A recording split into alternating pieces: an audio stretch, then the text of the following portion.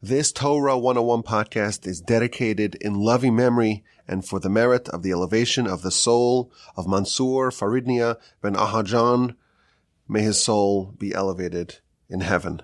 If you would like to dedicate a Torah 101 podcast, or if you want to reach out with any questions or comments or any sort of feedback, we deeply appreciate it. My email address is rabbiwalby@gmail.com. In the previous episode, we talked about the indications of the Messianic era.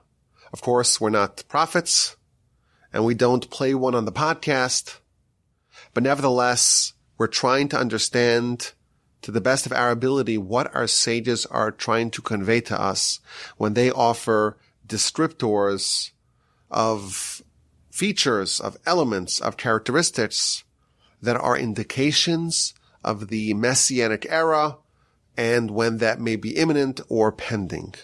Now it's time to move on to the next element, the next half of this discussion, namely the indications of King Messiah himself. Regarding Messiah himself, we are also given some indicators. This will complement some of what we discussed previously in this series about Messiah and the persona of Messiah. Of course, we've already talked about this, the descriptions of Messiah. The Talmud says that he's a leper sitting on the outskirts of Rome, wrapping and unwrapping his bandages one at a time. And we talked about the superlative greatness, the character profile of Messiah. He's a prophet, almost like Moshe. He's wise even beyond Solomon. He's more elevated than the angels and the Abraham. Will have to deal and negotiate with all the kings, not just with Pharaoh. He's a pauper riding on a donkey. That is what Messiah is described as. And it should just tell us that there are three great people who ride the same donkey. And these are, of course, Abraham, Moshe, and Messiah. And we know that there are three eras of history. There's the era of desolation and of Torah and of Messiah. 2,000 years, 2,000 years, and 2,000 years. And the three paramount figures of these three epochs of history are Abraham, Moshe, and Messiah. And they all have this quality of riding a donkey. Now, what does this mean? So the sources offer a variety of explanations. And of course, these are not mutually exclusive, but these two are indicators of Messiah himself. Rashi tells us that riding a donkey is a symbol of humility. Messiah will be humble, will be unpretentious. We're also told that riding a donkey, having the reins to the donkey, is symbolic of Messiah's complete mastery over his innate physicality. There's going to be a separation of rider and animal.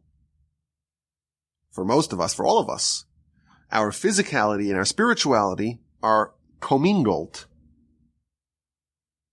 Abraham, Moshe, Messiah, these three pivotal transformational figures, they ride the donkey. They are in complete control of their physicality. Other sources tell us that this symbolizes the domination of other nations. Ishmael, we're told, is compared to a donkey. And if Messiah is riding the donkey, it means that he has control of the donkey. Alternatively, we know that the one tribe that is most associated with immersive Torah study is the tribe of Yisachar, and he's compared to, in the blessings of Jacob at the end of his life in Genesis chapter 49, he's compared to a donkey that's laden with Torah, carrying voluminous Torah. And Messiah, we're told, will come in the merit of Torah. So these are other indications about the individual Messiah.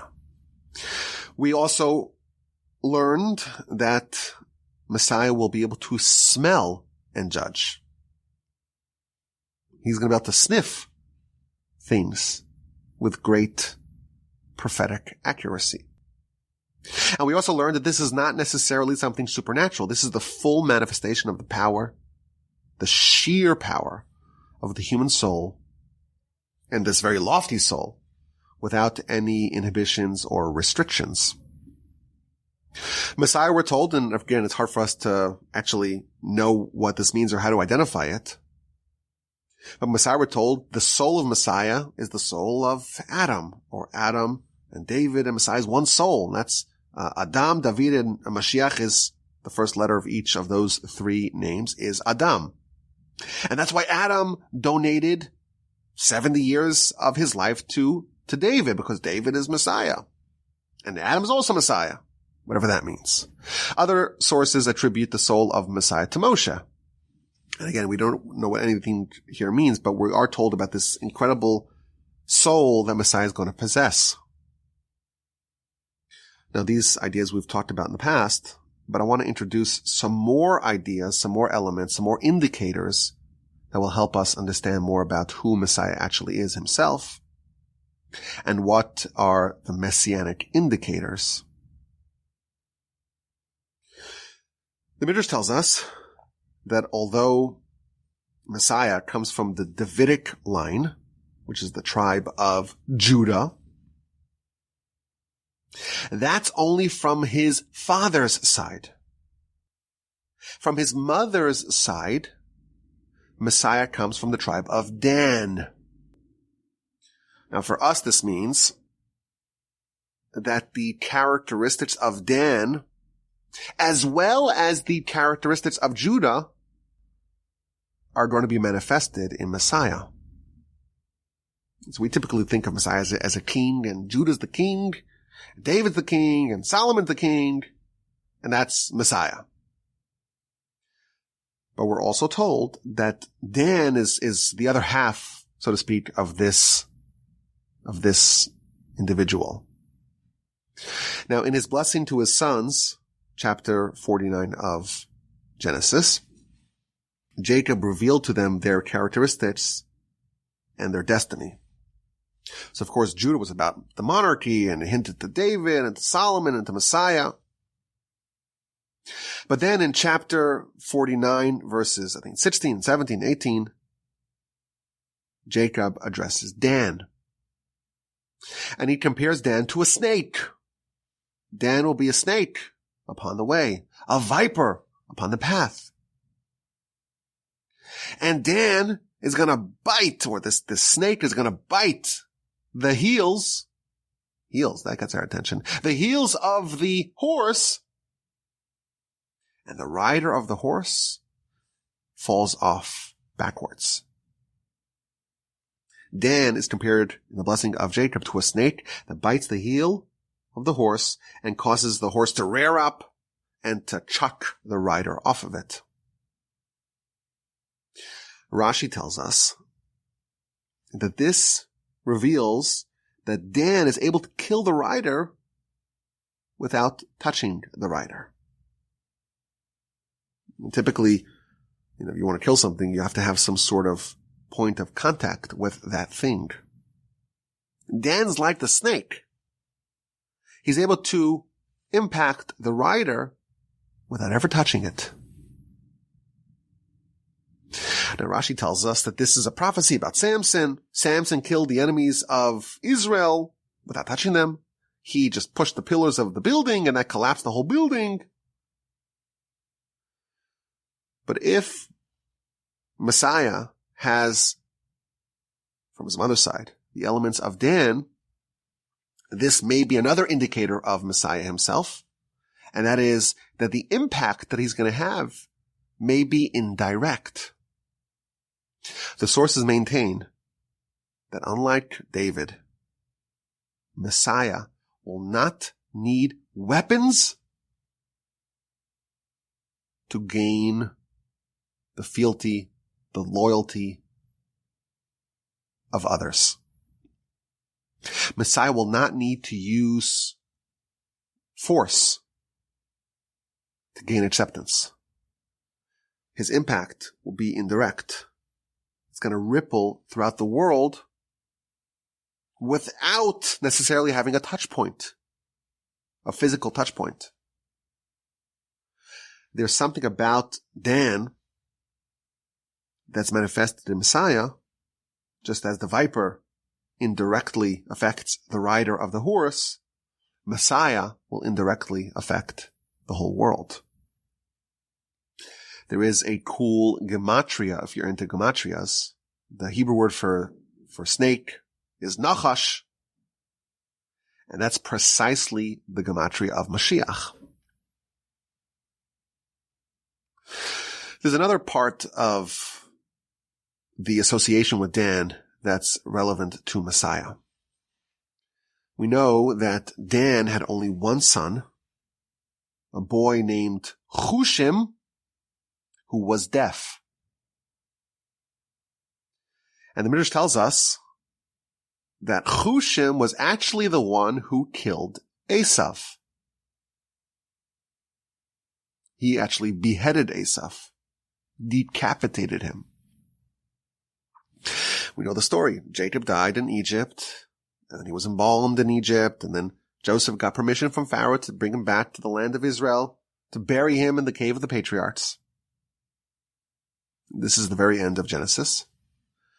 The Midrash tells us that when they got to Hebron, and they went to inter Jacob in the cave of the patriarchs, Esav was there, and he didn't allow the funeral procession to proceed. And they said, well, you sold your rights. There's only one burial spot, and Esav claimed it for himself. And he says, well, Jacob buried Leah here. The last one is mine. But they said, no, you sold it.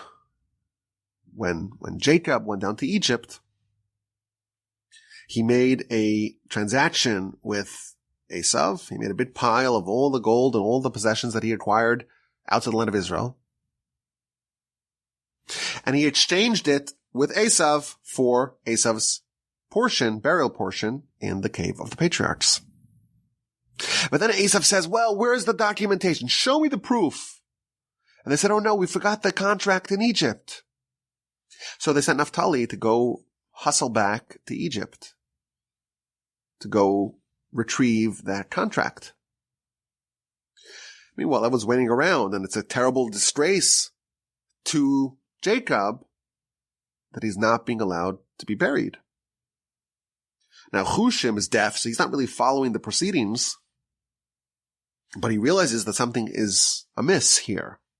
So he communicates with everyone saying, well, what's going on?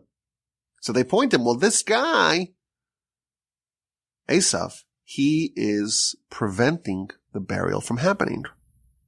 Chushim gets enraged. And there are different versions of what happened. Either he bludgeoned Esav to death, or he beheaded Esav, and Esav's head rolled into the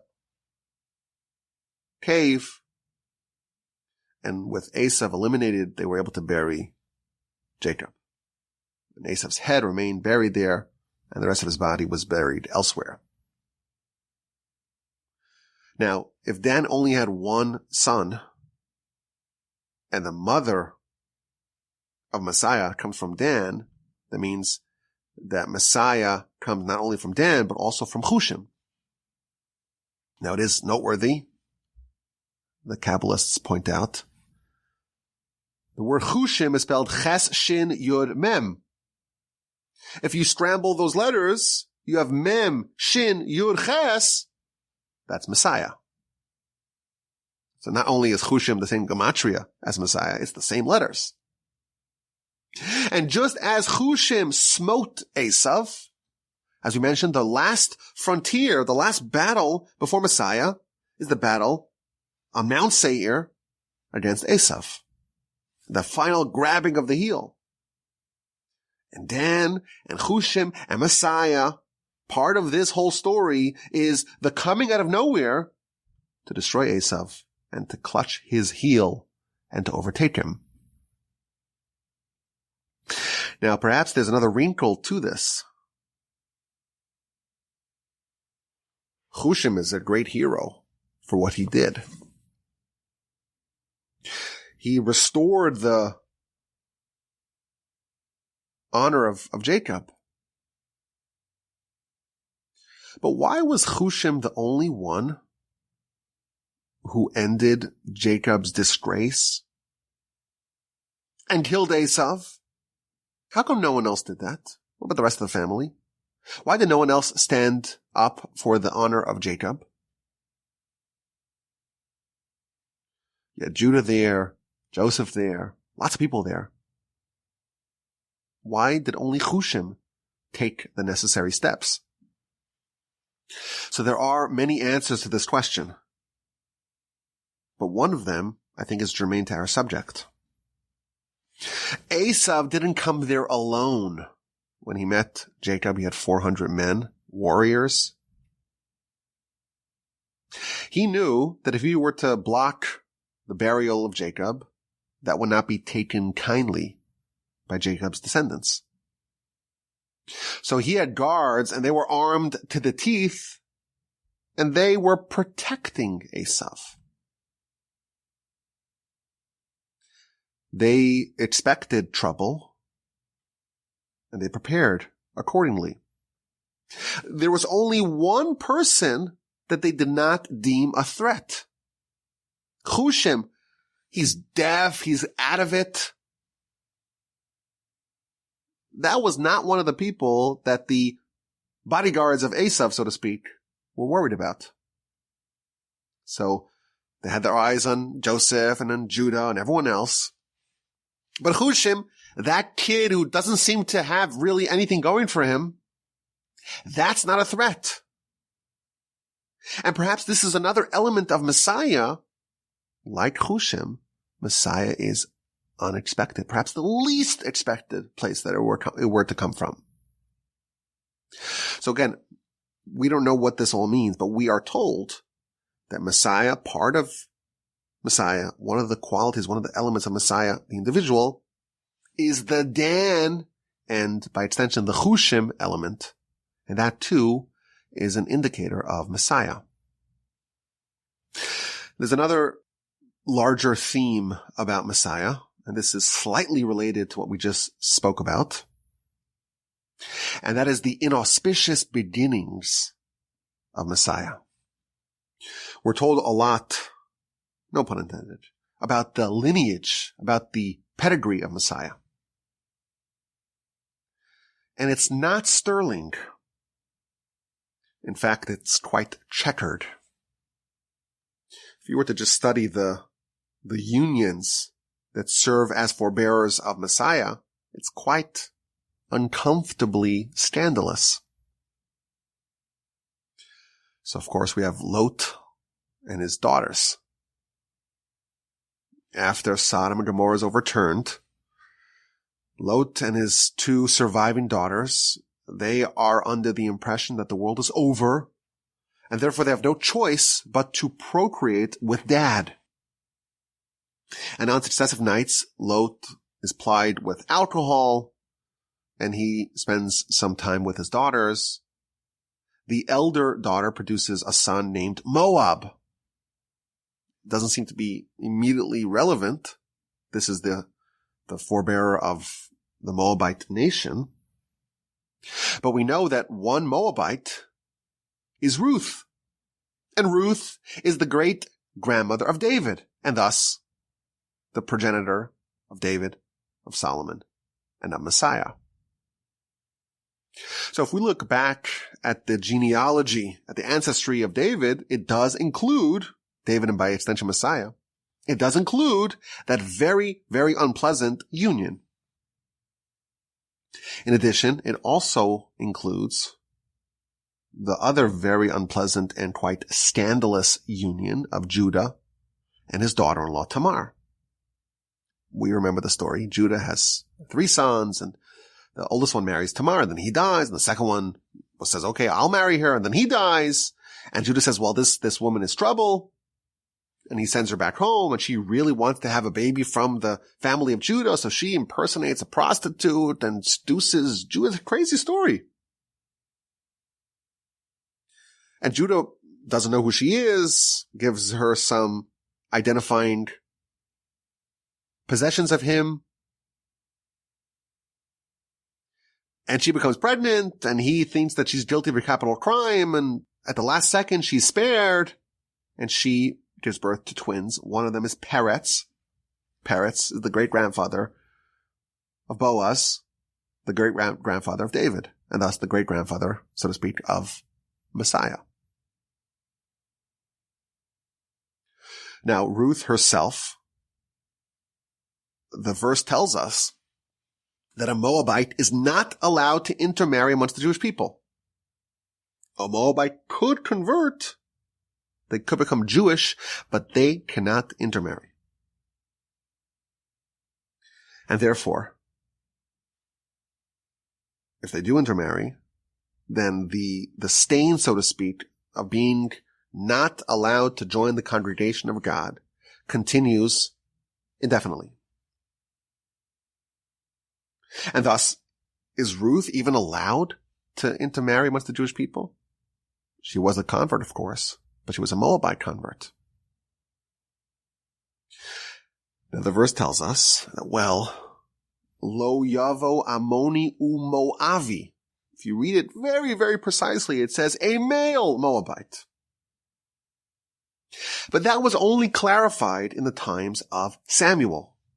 And thus, when Ruth and Boaz produced a child, there was a very credible argument that this child is not allowed to partake amongst the Jewish people. And thus, Oved's son, Jesse, Jesse's son, David, Solomon, and Messiah, there was at least a credible argument to be made that they're not legitimate. Oh, and then you have David and Bathsheba, and that's a scandalous story. All this is part of the genealogy, the pedigree of Messiah. Now, David himself, this is not as well known. In very reputable sources, we're told that David's family thought that David was a bastard. And that's why when Samuel came to coronate one of the sons of Jesse, we don't know which one. Make a list. There's 7 of them. Well, none of them these are not the people. Well, okay, there's this 8th one, but we don't think he's your guy. No one thought he was a candidate. Why not? So the sources tell us. They all thought that David was not the son of Jesse. He was a bastard. How so? Jesse, for very good reasons, you have to trust me on this, for very good reasons,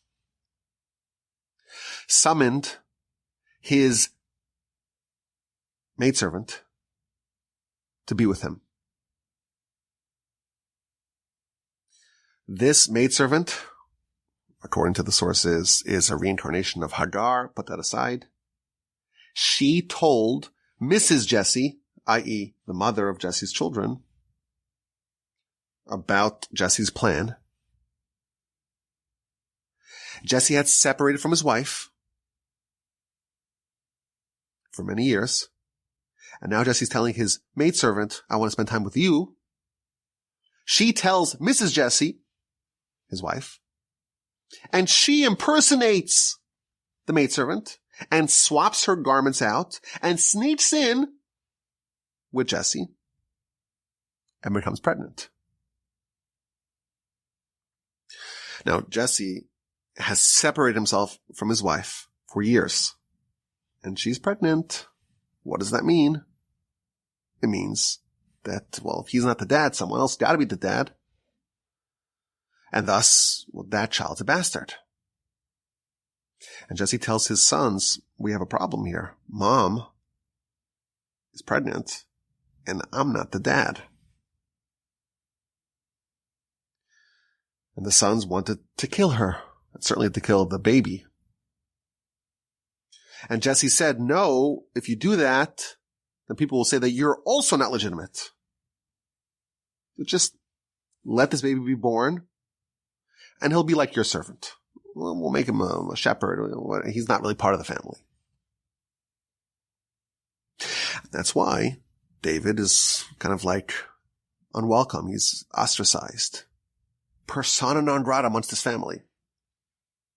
And Samuel comes and says, okay, one of your sons is the next king. And Jesse lines up his 7 known sons and he says, no, it's none of these.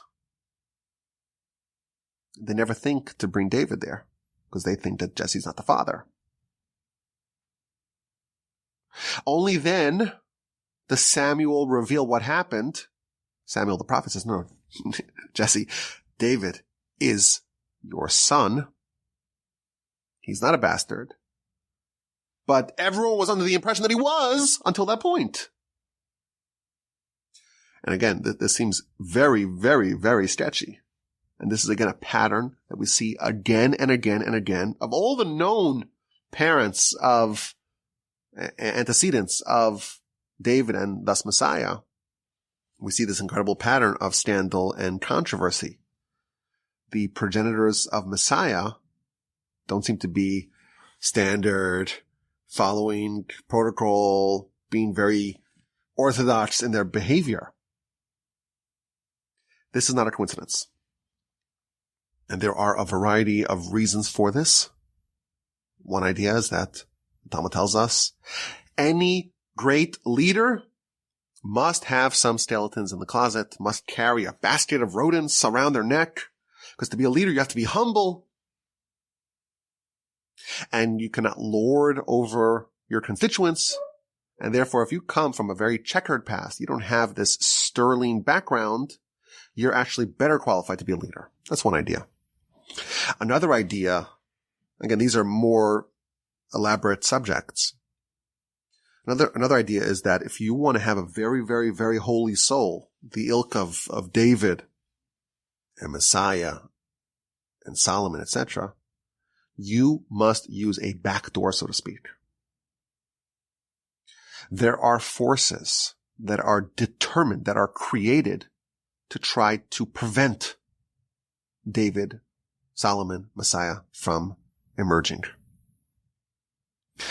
You gotta use subterfuge. You gotta hide this, so to speak, in the most scandalous way possible. That's the only way you could sneak it by, past, so to speak, the watchful eye of the Satan, whatever that means. Now again, these are other subjects, but regardless, this gives us another clue about what sort of person, perhaps, Messiah will be.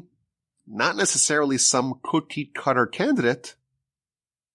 David, again, there are so many reasons that you would have argued David is not only not a candidate, but maybe the least qualified candidate, and that is David, Mashiach Hashem, the Messiah of God. His descendant, maybe even someone who bears his soul, perhaps will likewise be very unexpected. My grandfather, of blessed memory, used to say that he thinks that Messiah could be a Baal Tshuva, someone who grew up not Torah observant and came to it later in life and abandoned their previous life. Maybe they can teach the whole world about what it means to become close to Hashem. If you think about it, we talked about these 3 giants who ride the donkey, who symbolize this triumvirate that symbolize these 3 epochs of history. We know 2 of them. We know Abraham and Moshe. Abraham, his father, was the biggest wholesaler of idols in the world. He himself, we're told, worshipped idols as a child. And where did Moshe grow up? Of the whole nation, you would point at Moshe and say he's the least likely candidate to be the leader of the Jewish people. He grew up with Pharaoh as his dad. He's going to say it was from Pharaoh. If that's the pattern with those first 2 of this triumvirate, you can perhaps at least expect or understand this other idea that Messiah perhaps may come from very surprising, very unexpected, very inauspicious origins. Now we're told that every generation has a potential Messiah. If Messiah can come any day, that means that there is someone any day that would qualify. I don't imagine he's still sitting at the outskirts of Rome, but that candidate would be quite unexpected, you would imagine. A leper on the outskirts of Rome. Where that person would be today, of course, we don't know. But interestingly, the Rambam tells us, and this is more in line with that previous idea, that Messiah will be unknown until he reveals himself and demonstrates his qualifications. Other sources tell us that Messiah himself not just will be unknown to the masses, but he himself won't know that he's Messiah. Just like Moshe. Moshe didn't know ahead of time that he was destined to save the nation. God tells him by the burning bush, you're going to save the nation. And he spends a whole week launching multiple objections against this notion. Messiah, likewise, we're told, will be unaware of this task, of this great task before him ahead of time. One final idea, and that is the name of Messiah. The Talmud lists 7 things that were created before the world. They preceded the world. Torah, number 1. Repentance, number 2. Gan Eden, number 3. Gehenom, number 4. The throne of God, the throne of glory, number 5. The holy temple. And finally, Vishmo Shel Mashiach, and the name of Mashiach, the name of Messiah. What does that mean? The name of Messiah? It doesn't say Messiah, it says the name of Messiah. So simply put, it means that his identity, we don't know who he is. His name. How do I find him? What's his name? I don't know. Simply put. The Maharal, as he always does, gives us a very, very deep idea as to what it means, the name of Messiah. People have different names. Why do people have different names? What's the purpose of a name? A name, Maharal tells us, is a differentiator. It differentiates between person A and person B. There's Reuven and there's Shimon. They're 2 different people. What the name symbolizes is what separates one person from another. Messiah is going to be different. His greatness, his stature, his distinction above other creations is different. And his name, i.e., his differentiator, maybe different differentiators, what makes him distinct and different, that is something which is from a different world. And thus we talk about, Messiah, greater than Moshe on some level, greater than Abraham, greater than the angels. That distinction of Messiah, the name, the differentiator of Messiah, that is something which is created before the world was created and is unknown to us. Along these lines, the Talmud tells us that there was a whole discussion. Well, what is Messiah's name? And the students of Rabbi Shila, they said, well, his name was Shila. And the students of Rabbi Yanai said, well, his name is Yanai. And the students of Rabbi Hanina said his name was Hanina. And others say his name was Menachem. All the students of a given sage said, well, I think his name is the same name as their teacher. The notion that the students/followers believe that their Rebbe, their leader is Mashiach, it's not a new one. But there's another idea. Also courtesy of Maharal. Again, a much deeper idea. The students of Rabbi Shila thought it was Rabbi Shila. And Rabbi Yanai, and Rabbi Hanina. Why? They studied Messiah. And they found incredible qualities of Messiah. And they found those qualities within themselves. And therefore they said, well, maybe I'm the right man. And every sage found in their study of Messiah the qualities of Messiah that they already had. And therefore they said, well, look, I have the qualities. But perhaps what they did not realize was that Messiah had the qualities of all these sages because he had the qualities of everyone. He's this incredible figure, this superlative figure that encompasses within him all the qualities. And therefore everyone finds his name, i.e. his qualities, in Messiah because, well, Messiah's got that as well. So again, what this tells us is that Messiah is this individual, this king that's so completely beyond what we can fathom, even though we have studied a lot about the indications of Messiah, both the Messianic age, the Messianic era, and Messiah himself, it remains hidden. The name of Messiah, the timeline of Messiah, the generation of Messiah, the arrival of Messiah, it's hidden. It's a surprise. And we have to remember, we don't know. And we feel compelled to try to find out. And it's futile. And yes, today we learned some of the characteristics, some of the indicators of Messiah. But ultimately, we must remember that great people were misled in the past about this subject, and we too can be misled. And I think it's important for us to study some of the previous mistakes that people made in this area. Because in this area, Messianic prognostication, being so certain you know who Messiah is, it's an area that's rife for blunders. We have a penchant for making these types of mistakes. And it's part of the story of Messiah. You recall that Rambam, when he talks about the qualifications of Messiah, he invokes that Rabbi Akiva, greater than any of us will ever become, Rabbi Akiva thought that Bar Kokhba was Messiah. He made a mistake, or on some level he made a mistake. Obviously, Bar Kokhba proved to not be Messiah. But that story is important for us to know. And therefore, what I want to do next, please God, is to explore the sad and unfortunate history of false messiahs and perhaps unrealized messiahs throughout the ages. It's a secret. It's hidden. It's a surprise. And yes, we are told about the indicators of Messiah. And it's important for us to know that, obviously. But nevertheless, we will wait and yearn and anticipate for the real Messiah to come, please God, speedily in our days. I appreciate your attention.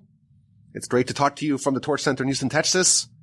And as always, my email address is rabbiwalby@gmail.com. I look forward to your questions, your comments, and your feedback.